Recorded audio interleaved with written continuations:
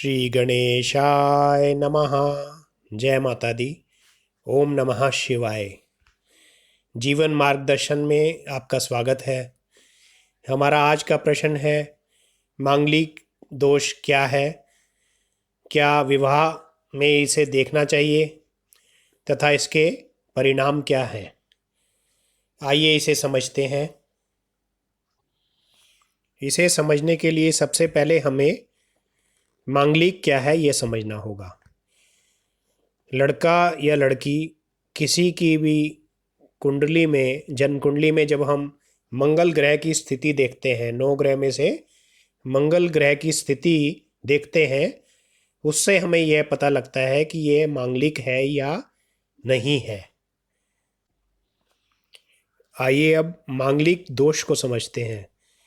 जब लड़का व लड़की दोनों में से एक मांगलिक हो तथा दूसरा मांगलिक नहीं है, अगर उन दोनों का विवाह किया जाता है तो यह मांगलिक दोष कहलाता है।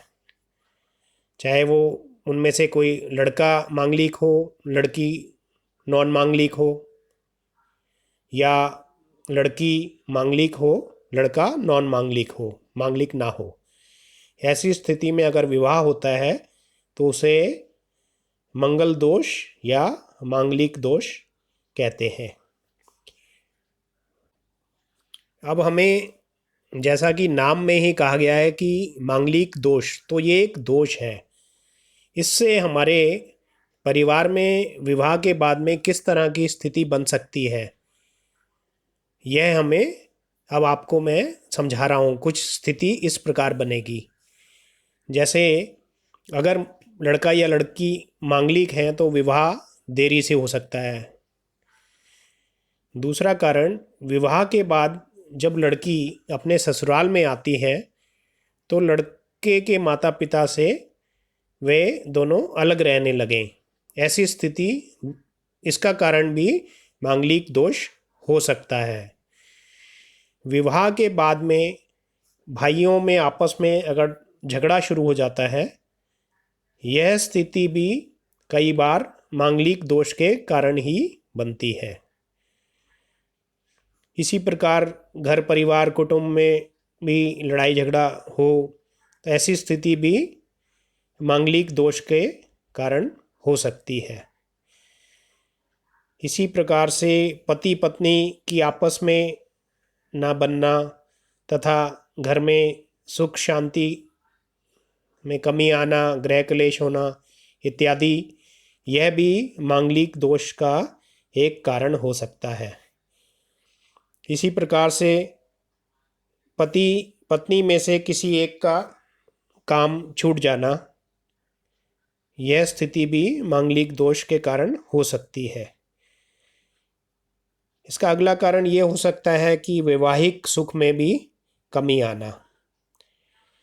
अगर ऐसी स्थिति भी बनती है तो भी मांगलिक दोष इसका कारण हो सकता है। अब जो मांगलिक है, मान लीजिए लड़का मांगलिक है और लड़की मांगलिक नहीं है, तो ऐसी स्थिति में हो सकता है कि लड़की विवाह के बाद में बीमार रहने लगे, या इसका उल्टा भी हो सकता है। अगर पत्नी जो है वह मांगलिक है तथा पति मांगलिक नहीं है, तो हो सकता है कि पति विवाह के बाद में बीमार रहने लगे। इसी प्रकार से इसका और अगर हम आगे देखें तो विवाह के बाद कई बार यह भी देखने को आया है कि जो मांगलिक नहीं है उसकी मृत्यु भी हो सकती है। आज से लगभग 14-15 साल पहले मैंने इस पर रिसर्च भी की थी और लगभग 1000 जन्म कुंडलियों पर यह लगाकर देखा था, और इसमें यह पाया कि अगर मांगलिक दोष बन रहा है, यानी कि लड़का या लड़की में से एक मांगलिक है, दूसरा मांगलिक नहीं है, तो ऐसी स्थिति में जब विवाह होता है तो यह विवाह जो है इसमें बहुत सारी परेशानियां भी आ जाती हैं। तो यह जो है मैंने अपनी रिसर्च में परिणाम देखा था। इसी प्रकार से जो मैंने उपरोक्त आपको जो पहले आपको जो कारण बताए, यह कारण जो है यह भी एक मांगलिक का कारण हो सकते हैं, मांगलिक दोष का कारण।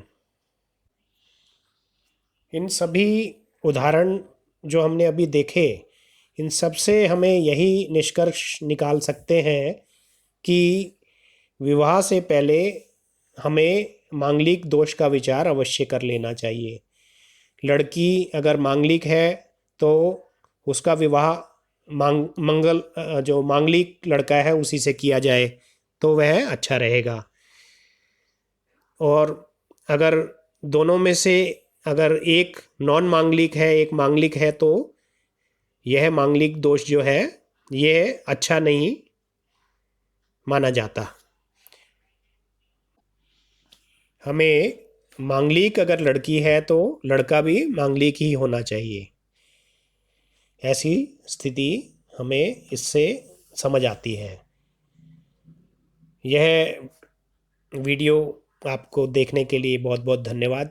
जय माता दी।